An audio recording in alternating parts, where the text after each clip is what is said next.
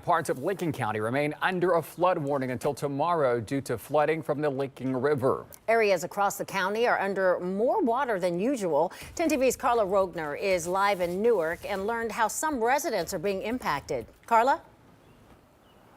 Yeah, none of this water that you see behind me is supposed to be here. This is one of several streets in Newark that is still underwater tonight. But last night, this water had crept up all the way to the front doors of some of these houses. The family that lives here had to evacuate around 1 a.m. and came back this morning to find several inches of water had gotten inside.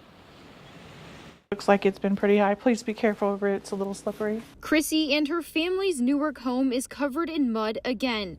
What I think is just terrible. I should have moved a long time ago, but it's pretty hard to get to lower rent. But this is just terrifying. She was still in the process of replacing her floors from the 2020 floods when hers was one of about 100 Newark homes that filled with water. That right there is material stuff. I'm not really losing my mind. It's just doing it again. You know?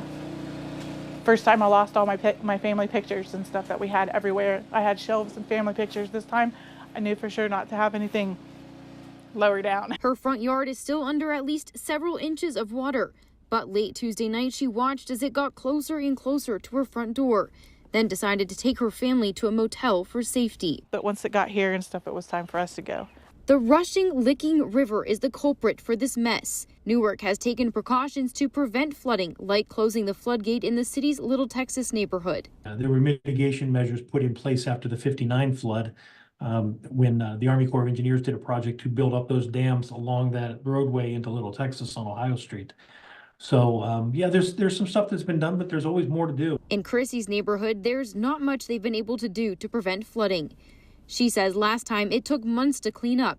Now she starts that process once again. Starting to scrub it all out, try to clean up as much as we can, salvage as much as we can.